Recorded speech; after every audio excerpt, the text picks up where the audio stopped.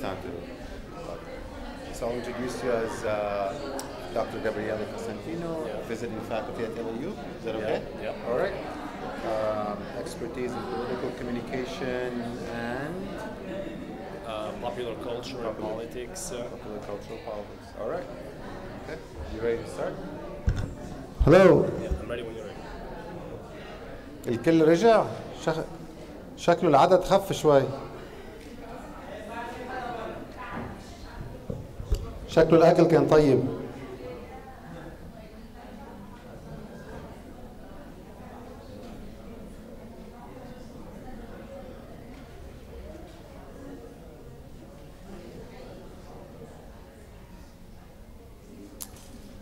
Did they give you a translation? I will get you one.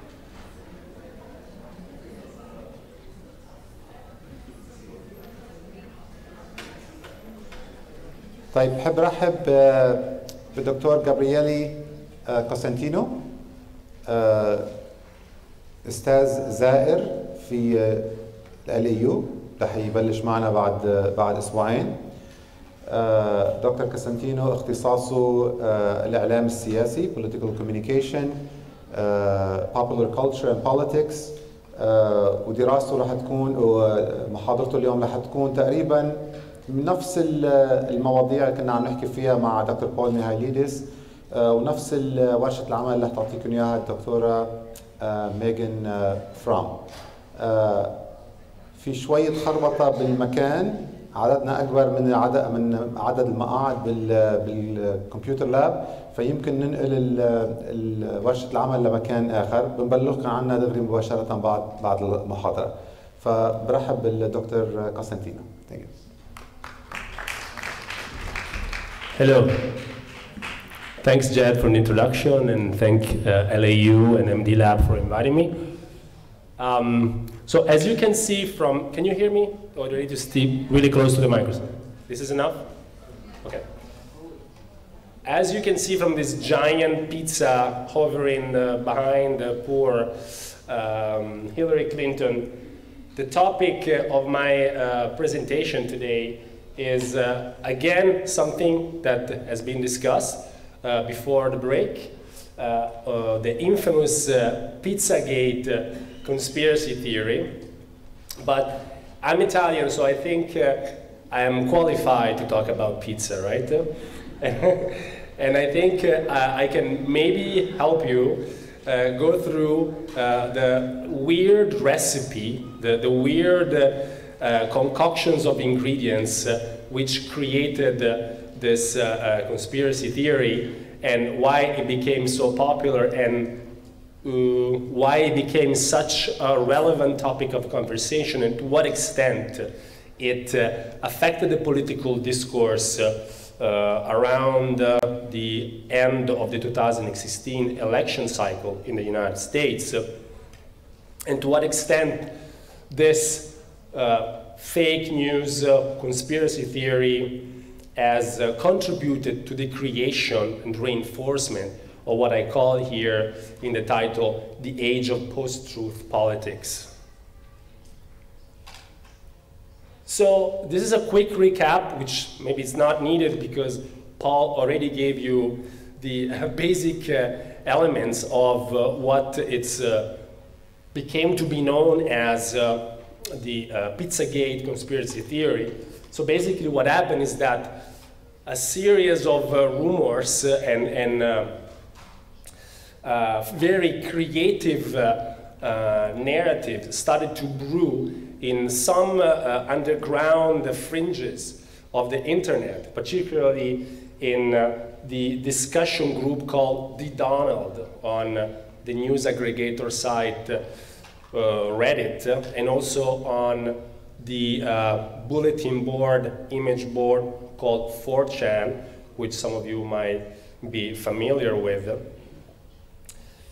And these rumors, in fact, were originated by the release, by the leaking of a trove of emails, personal emails of John Podesta, former campaign manager of Hillary Clinton in the last election cycle, And this creative narrative somehow bubbled up and from the fringes of the internet emerged to put together a very, very strange and nasty story that apparently in a pizzeria called Comet Ping Pong in Washington, there was operating a network of pedophiles and satanists, and Hillary Clinton and her campaign manager were part of it. This is the picture of the sign of this pizzeria. Really a very normal pizza place, except for maybe the fact that it was a little more on the fancy side. It had ping pong table. The owner, John Alefantis, is a relatively well-known artist in Washington. He has a collection of contemporary art. So he had on display some strange artworks. It also hosted live gigs, music shows, and it had hosted also some fundraising events for Hillary Clinton. So maybe all of these elements together explain why this, other than that, random and very normal pizza place became the target and became the centerpiece for such a vast and far-reaching, as we will see, conspiracy theory.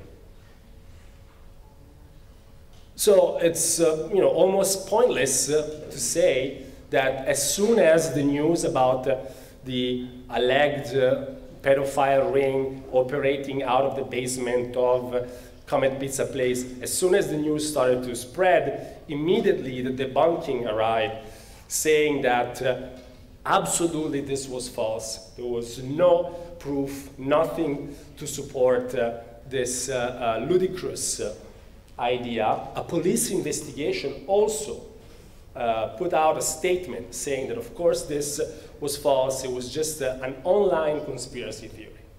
But, as Paul briefly mentioned before, strangely enough, the dismissal, the disproving, the debunking had the opposite effect. Instead of pushing back this insane narrative back to the fringes where it originated first, it made it stronger. Almost like when you have a virus and you use the wrong type of antibiotics or the wrong type of medicine. It just reinvigorates the immune system of that organism. And in fact, it became stronger than before. So no debunking, no dismissal was strong enough to kill this conspiracy theory. To the point that some people were so caught up in this story, in this narrative, as already mentioned before, that took up things in their own hands, in their own arms, and in fact went all the way to the pizzeria location in Washington from far away to self-investigate because they did not trust the debunking. And in fact, the debunking made not just the story stronger, but it was seen as suspicious activity. So the suspicious element was not the conspiracy theory, but it was the debunking of the conspiracy theory.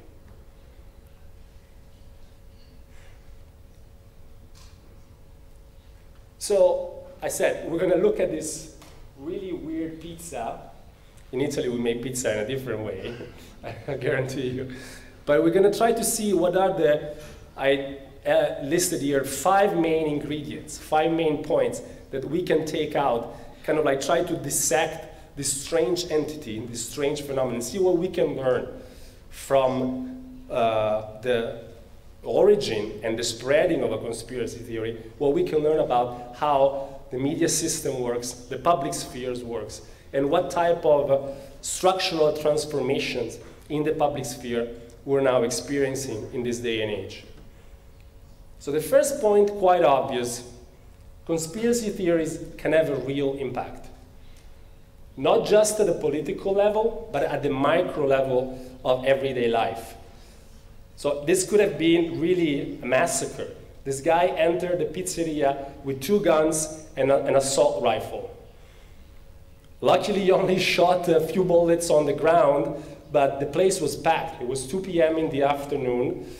this guy was, obviously not stable, and it could have easily escalated. Luckily, the police arrived in time, yet the guy was responsible enough to evacuate everyone in the place, in the premises, and he started to search for this notorious basement where children were supposedly taken in captivity. And not only the danger and the impact was felt by the people who were there at the time, even before, the owner of the pizzeria, the staff of the pizzeria were targets of death threats via phone, via internet. They had to shut down their social media account. Pictures of children of the staff were downloaded from the Instagram accounts of the staff, and they were posted on fake news outlets suggesting that those children were the ones held in captivity. So imagine the parents who see the picture of their children on a random website suggesting that those children were held in captivity by a ring of pedophiles. They went crazy, of course. The second point that I want to emphasize, something that we've been discussing before, is the evident crisis of authority of the mainstream media and of journalism at large that this instance, this episode bears witness. Debunking, so what should in fact be a prerogative of the media to set the record straight, to set the facts straight, was had a completely opposite effect. It backfired. So they lost, somehow they've lost the ability to determine the truth from false information. Something has been lost in the legitimacy of the media to set the truth, to tell the truth from false.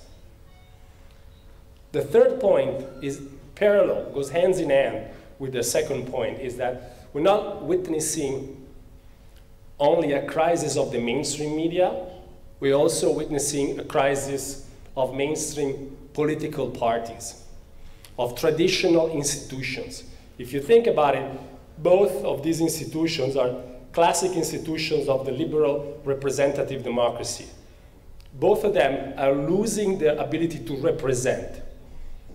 So in that sense, the concept of fake news is useful because it's signaling something about the lack, the crumbling authority of institutions which were the pillars of 20th century liberal democracy.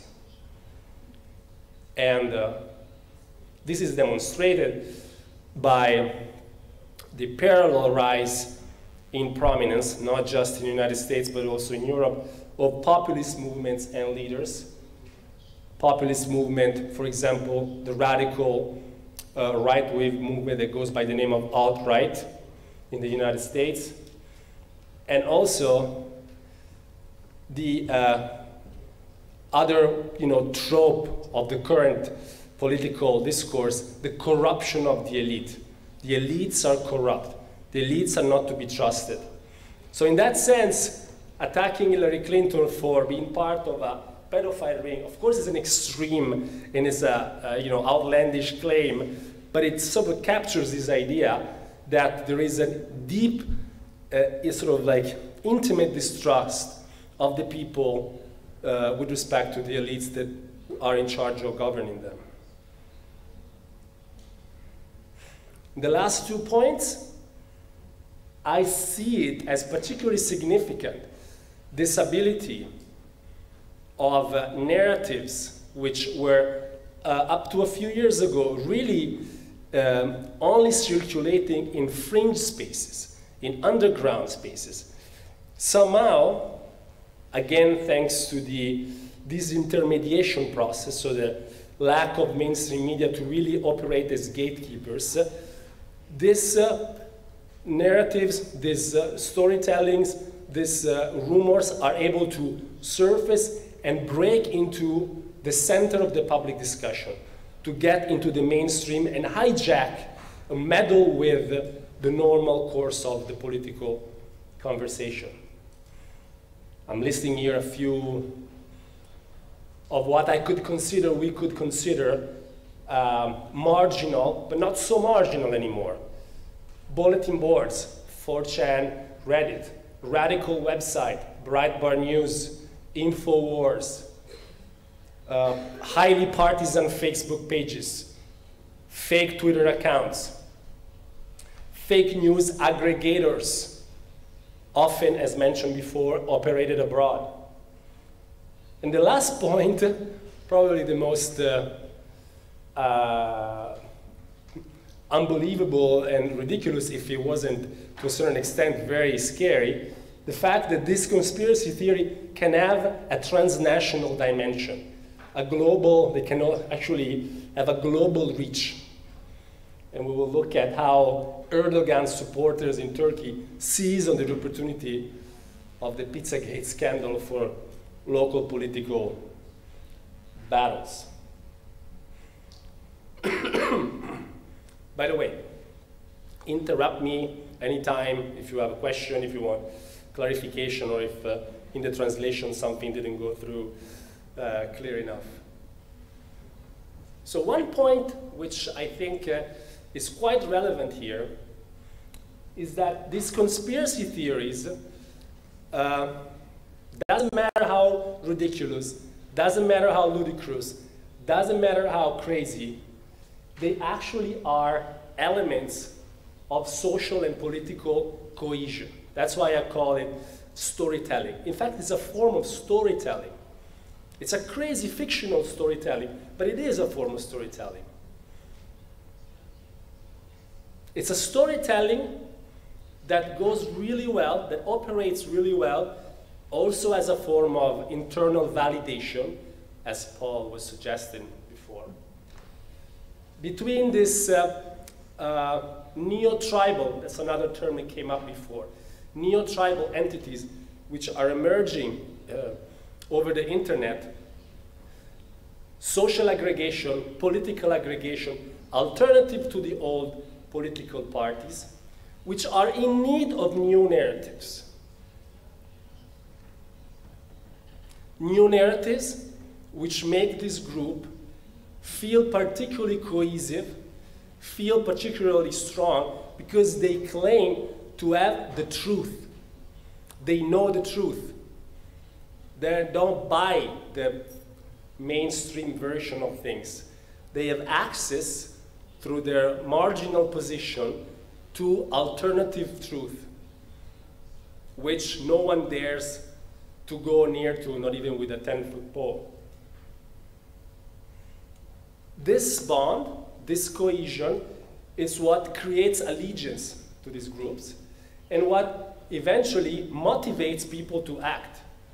To have someone like Edward Welch, father of 2 children, relatively peaceful guy, drive, risk his life, risk to commit murders, only because he had read the stories online, well, definitely needed to have some motivation. Maybe he was particularly susceptible to certain narratives, maybe he was not entirely stable mentally, but definitely he had a lot of emotional and psychological motivation to act.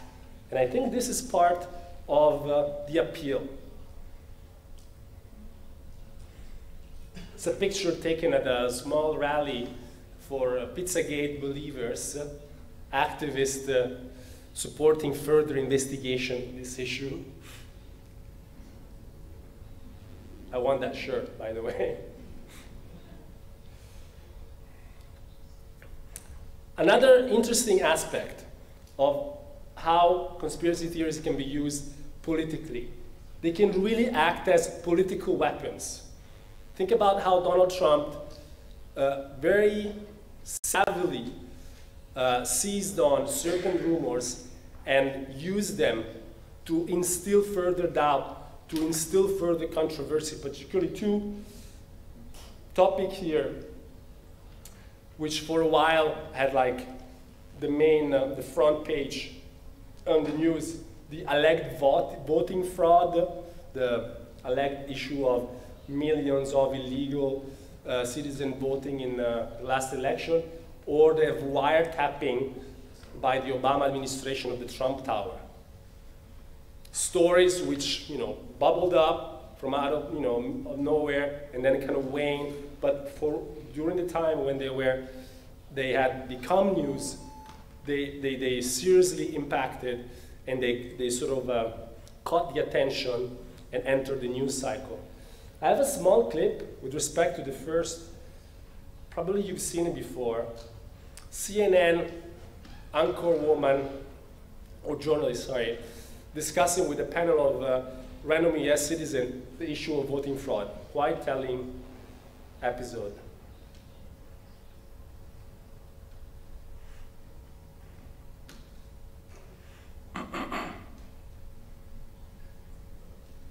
Based on their religion. How do you feel about the white nationalist movement, the alt-right, some neo-Nazi salutes that we've seen? What are we to make of what feels like a groundswell of that with the Steve Bannon Breitbart connection? You know what, I'll tell you something, that's been around forever.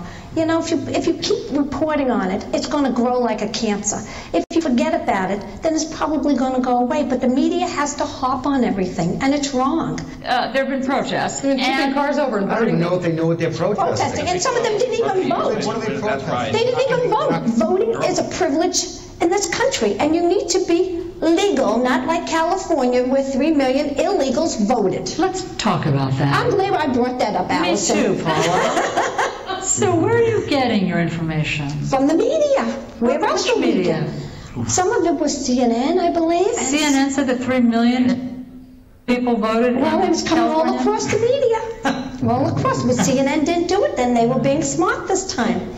Do you think that 3 million illegal people voted? I believe in California that there were illegals that voted. How many? I don't. To tell you the truth, nobody really knows that number. But do you think 3 dozen or do you think 3 million? I think there was a good amount because the president told people that they could vote, and it happened in Nashua. We caught some people that they went into Nashua and they said, the president said I could vote, I'm here illegally. Did you hear President Obama say that illegal people could vote? Yes, I heard it this morning, actually. Yes, I did hear it. Tell me, where? You can find it, Google it. You can find it on Facebook. All right, hold on. I don't want to waste any more time, but anyway, I see where it came from, and it's Fox Business Network deceptively edited a clip of Barack Obama to argue that the president encouraged illegal immigrants to vote, when in fact he had said nothing of the sort when you go back to the transcript. You, as you sit here today, think that millions of illegal people voted in this country. You believe that there was widespread voting abuse. I think there was in some states. In the millions of people. California allows it. People do not allow illegal. You mean voter fraud? California allows. I believe there is voter fraud in this country. Flag burning. People should go to jail. Absolutely. And lose their citizenship. Community service. And you know what? Absolutely. And it's the sad thing. No, they shouldn't, but they should get a ticket for starting a fire out in public in right. In a town. But you need a permit for it. They need a permit for. Yeah, they should go get a permit.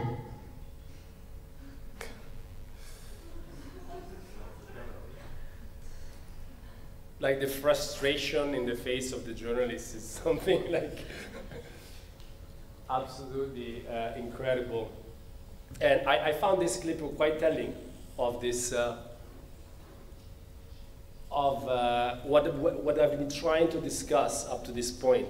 You know, like you have this panel of regular citizens which are challenging directly, leveraging on what is actually ultimately their own personal opinion, and maybe a modicum of information they have found online. They mentioned Facebook, and that for them is enough to question what in fact the journalist is considering completely false and inaccurate information about possible voting frauds.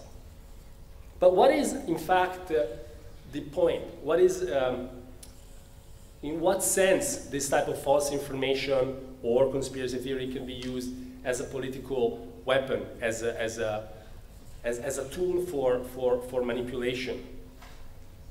Well, I think the answer is, again, going back to a concept, I call it mistrust or distrust, something that is mentioned before. Spreading mistrust among citizens, spreading anxiety and fear, which can be then manipulated. And Trump has been actually very effective at giving resonance, giving exposure to fears, to anxieties, which then he manipulates by presenting himself as the provider of that simple, straightforward solution to that fear, to that anxiety. Of course, it doesn't exist, a simple, straightforward solution, but that is the rhetoric which goes hand in hand with false information.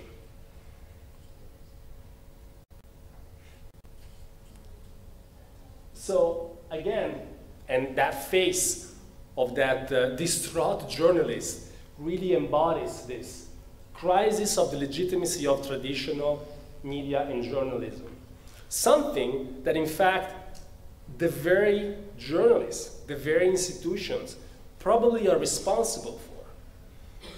They're responsible for because they have embraced, since more than 2 decades, this race for the bottom line, race to appease the desires and the needs of the audience, the race for the to win the game of the 24/7 news cycle on the one hand, and on the other hand, this ongoing process of hybridization between information and entertainment, the so-called infotainment, which has bred a type of very cynical, very jaded public opinion, which doesn't take news seriously anymore.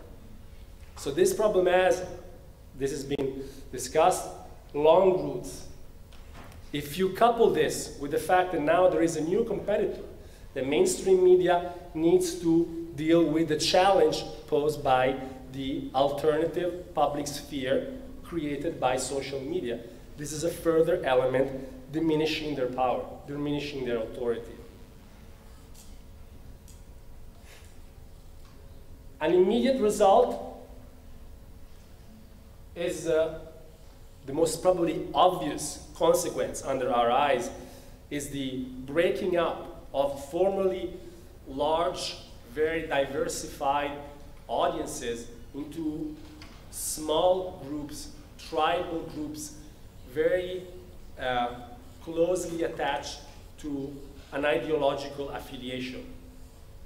They have been called filter bubbles, echo chambers.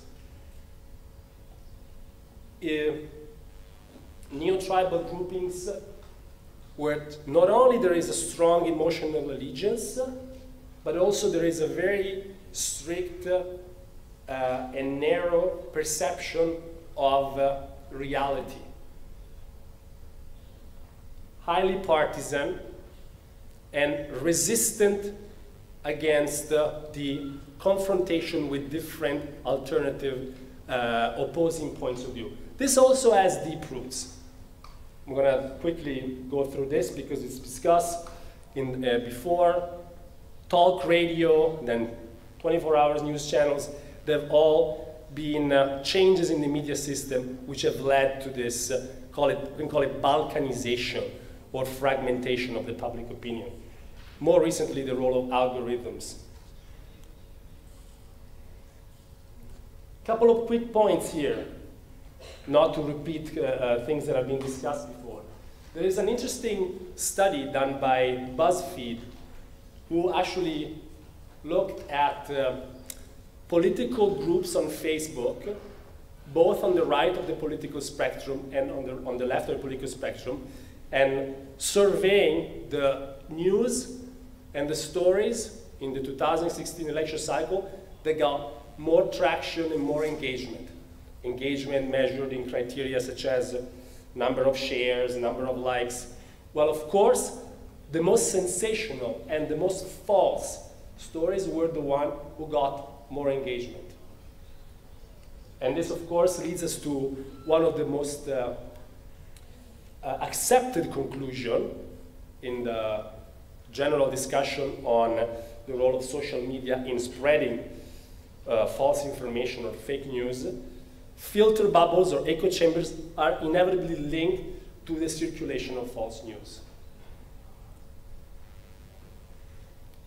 Going back to our story, one of the false news or one of the further ingredients of this false news, the conspiracy theory, is this picture circulating on 4chan and Reddit showing how symbols used in the sign of the pizzeria Comet Ping Pong are in fact reference to satanic symbols. So someone actually had the creativity of going out there and look for the small little half moon shaped and stars in the signs of the Comet Ping Pong, and he found confirmation that this in fact was a satanic ring.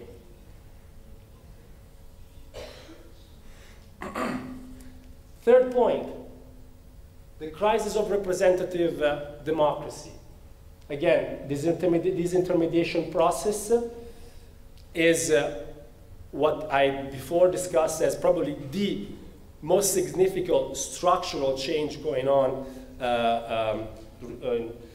in the current political era, which is leading to this decrease in the representative and mediated authority of the mass party. Mass party have less ability to attract, less attractiveness. And how do you see that reflected in politics? Well, you see an emergence of grassroots, independent movements, parties. The Tea Party in the United States on right end of the political spectrum, alt-right, which is sort of the continuation of the Tea Party, Occupy Wall Street, Indignados in Spain. So these are all symbols, symptoms, and signs that something in the way politics worked in the 20th century does not reflect, does not work in the new era, in the 21st century. Big structural changes are happening. New political formations, new political projects, quicker, more fluid, more issue-driven, are more able to capture people participation, more able to capture consensus, and challenge the authority of established parties. One point that I would like to make here, I think it's useful to emphasize this, the famous concept of the identity politics, a type of political identity or participation which has less to do with large narrative, complex ideological superstructures, but has more to do with more personal lifestyle choices, sexual orientation, ethnic backgrounds. In general, the political identity is much more filled with personal elements. If you take that into account, then that will explain why there is such a strong emotional and psychological allegiance to whatever group, whatever echo chamber, whatever filter bubble you might be living in, and why these are so resilient and so resistant to change, because there's a lot of personal involvement.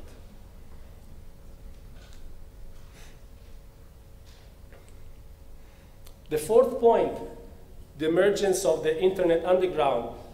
I'm going to quickly skip through this slide and go to the second part of this point, where I emphasize a kind of strange match, a very ominous match that originated in 2015 and 16 between Donald Trump rhetoric, Donald Trump's style of doing politics, Donald Trump's style of doing political communication, and the culture and the value system, and again, stories and narratives circulating in groups such as 4chan and Reddit. You are probably familiar with the concept of trolls and trolling, or the idea of doing things for the lulz. Have you heard of this? How would you describe a troll? What is a troll? Are you a troll? Are there trolls here? Hiding, lurking? I think of it as someone spying on... Spying? Troll is spying on you? Yeah. Just spying, or maybe doing something even worse? Spying.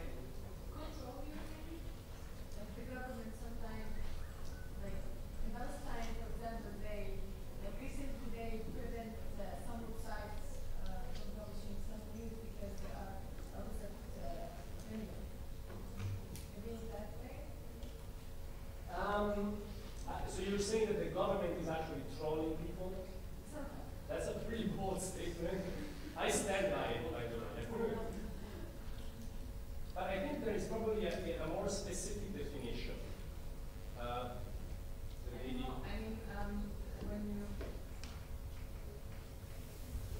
Thank you very much. I think doing something for the rules can have different dimensions, of course, but I think for us here, what might be very interesting is when you're referring to 4chan, where the Anonymous movement was also born in, and Anonymous had a huge part in starting the uprisings in Tunisia. I don't know, I'm sure the journalists here will also remember when they were launching their call for participation at the beginning of January 2011 to join in. And I know it's a discussion until today, like what their role was. So doing something for the rules, I think especially in 2011, it, on the one hand, it can be just to interrupt because these guys were techies and knew how to do it. But there was also then a movement that was focusing more on political activism and assisting the Tunisian people in their aspiration for freedom. So I think, it's very multi-layered questions here, and there's Gabriele Coleman who's researching into this in particular. I love that you're bringing up white male identity politics, but especially with regards to 4chan, I would maybe challenge you on if this is such a monolithic. In fact, I should have been a little more nuanced when I mentioned 4chan. I should have said parts of 4chan, not 4chan as a whole. But thank you very much, Nick, because I think it's super interesting for us. Thank you very much for bringing that up, because I think it's very interesting for the narrative of the so-called Arab Spring to investigate into the role of 4chan and Anonymous. The very evolution of the subculture of 4chan caught a lot of scholars also off guard. You're mentioning Gabriele Coleman. She, in fact, stood by 4chan despite the evidence that a lot of pro-Trump campaigning, a very weird type of campaigning, nonetheless very effective type of campaigning, originated in 4chan, including the Pizzagate conspiracy theory. So it caught a lot of people off guard, and you have to be very careful, don't lump everyone in the same bowl. And of course, Anonymous originated here with a very clear, progressive agenda. But by the same token, we are now witnessing the same type of social grouping, the same type of technological infrastructure producing completely different political results. And so I'm mentioning here white male identity politics because something that Donald Trump and many of the Trump surrogates that we often see on TV have been championing. I'm thinking about, well, not so much on TV, but maybe more on social media, Milo Yiannopoulos or Mike Chernovich, but Trump himself, of course. But this is something which speaks directly to certain cultural trends going on in 4chan. I'm thinking about the Gamergate incident, or again, campaign. I don't know if any of you is familiar with it.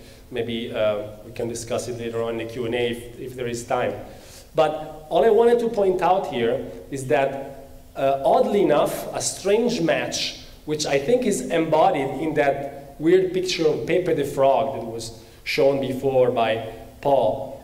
A weird match between the disruptive, unconventional, politically incorrect, some might say irresponsible rhetoric of Donald Trump found a support in the same type of, I defined here, defiant and rebellious anarchism, or penchant for jokes and provocation that was brewing in center fringes on the internet, and it was gradually reaching the mainstream. So again, I tend to see this phenomena as a dialogue, as an interaction between, sort of like the top layers of society and then like the more underground grassroots fringes.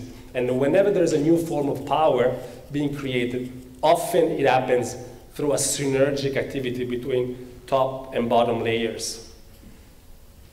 This leads me to the last and final point, which is the unexpected geopolitical turn of this conspiracy theory, because at some point at the end of 2016, the Turkish media, particularly the pro-Erdogan Turkish media, started to circulate and talk about the Pizzagate conspiracy theory. And this happened for a number of reasons. The first had to do with simply local politics. So there was a foundation close to Erdogan which had been involved in a pedophilia scandal, I think about 2 or 3 years ago. It was a very sensitive topic. The opponents, the opposition to Erdogan seized on this. They attacked Erdogan for being close to this foundation. When the conspiracy theory about Pizzagate came up, of course, the supporters of Erdogan started to attack the opponent and say, well, why don't you talk about the pedophilia and the involvement of Hillary Clinton in this scandal? So, of course, a completely foreign and, again, fabricated and fictitious story was brought into a political context, remote political context, and used for an internal struggle. The second point has to do more with, like, maybe we can say, like, the ideological stance of Erdogan. So the Pizzagate was presented as a symbol of Western corruption and decadence, and like a symbol that the globalist view of Hillary Clinton was only promoting decadent and corrupt values. And by the way, so there was this Twitter account at Pizzagate, which was the main Twitter account spreading information on this conspiracy theory. At some point, this Twitter account started to spread stories which had been originated in Turkey.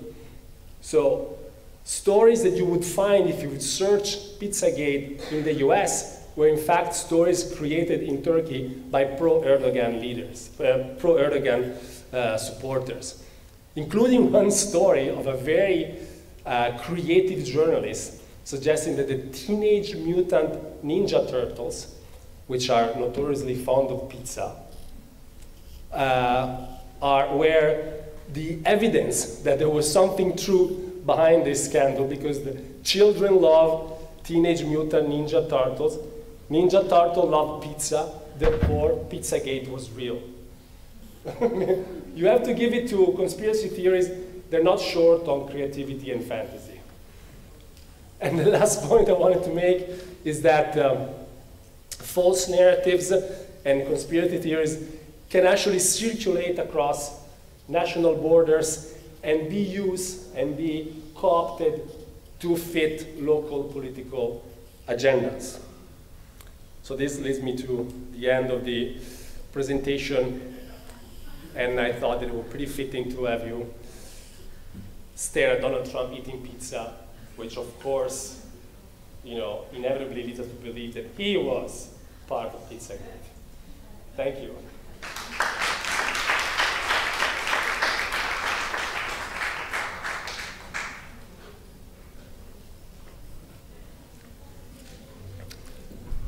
Questions? Oops. Questions?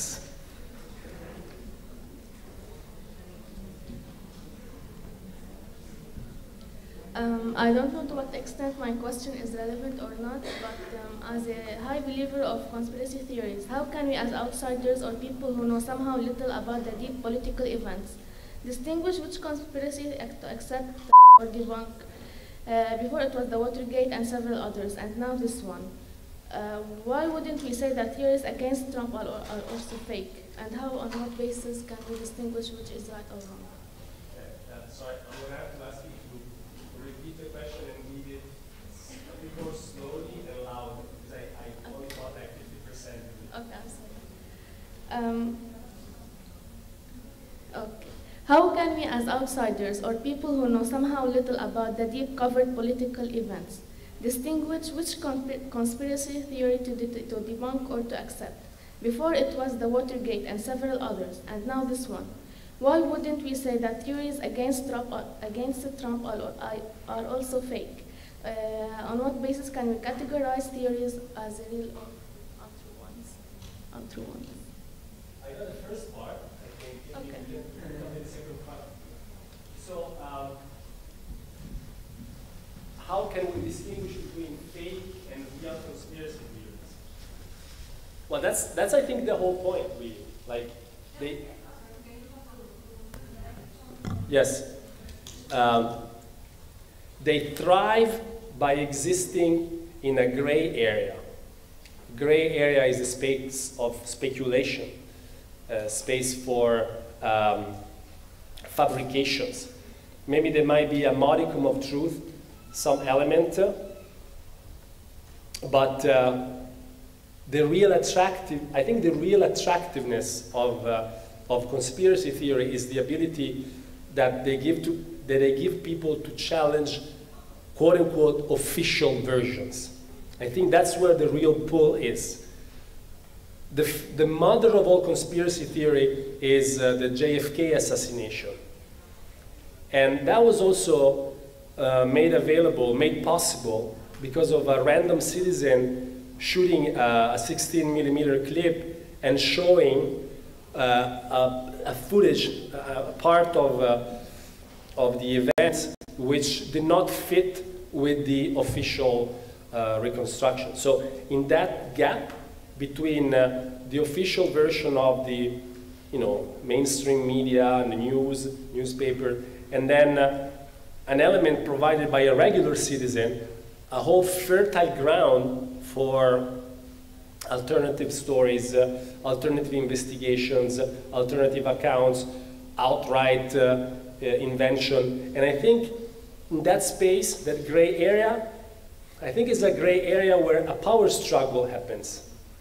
Power struggle between citizens and institutions on who is in charge of providing the truth, providing information, or setting boundaries around a certain event and stopping discussion of an event, stopping the further inquiry into an issue.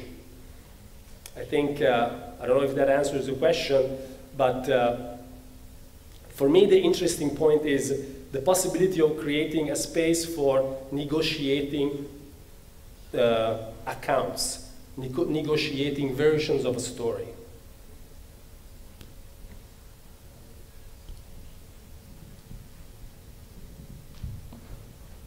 First, thank you for the very thrilling presentation. Excuse my ignorance, but what means fortune, and what is actually the tie between fortune and the Arab Spring? Because I think that I wasn't able to follow the previous comment, and I find it very interesting. Fortune is just the name of an image-based bulletin board, meaning that it's a bulletin board where people can post threads. They can create threads, a topic of discussion. It's image-based because most of the time people simply post a little GIF, a picture, sometimes a Photoshop version of an image or a meme, and then they add comments to it, and then the thread starts. And most of the users you're not required to register. You can simply post as an anonymous user. Since most of the people who use 4chan, not most, but a good amount, are anonymous, they just simply, go on the website and post their comment.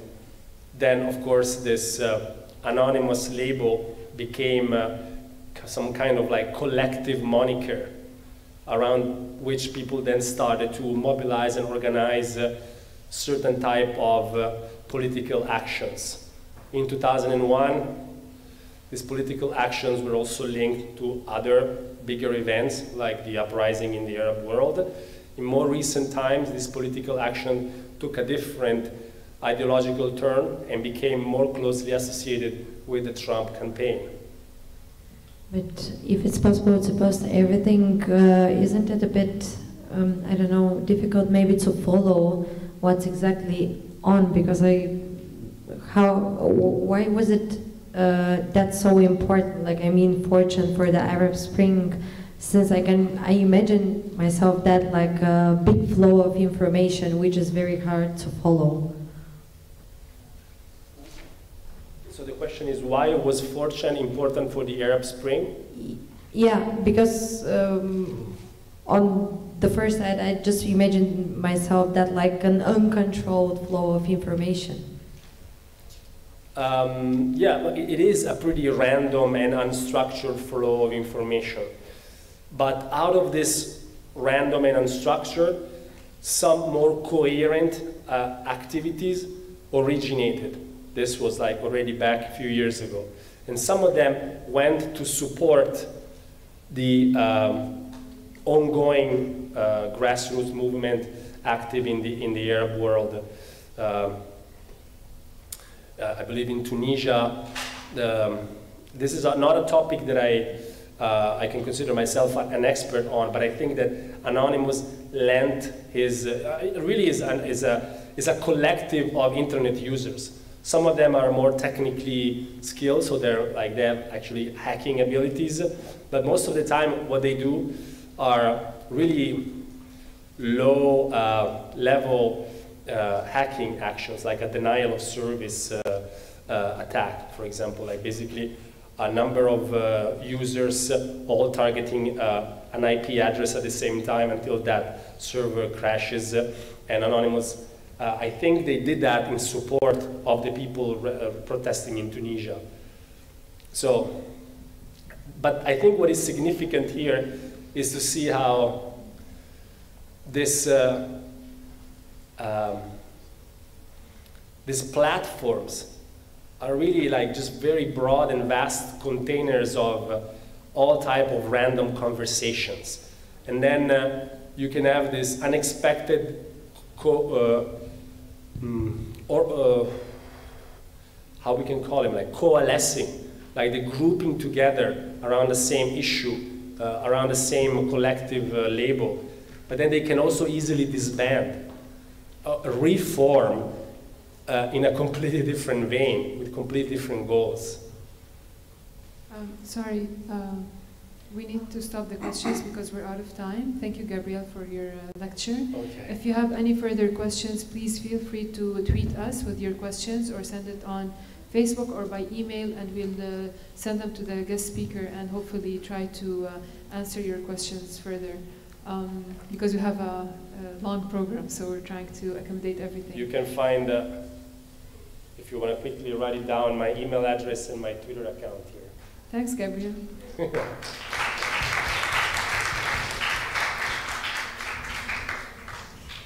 طيب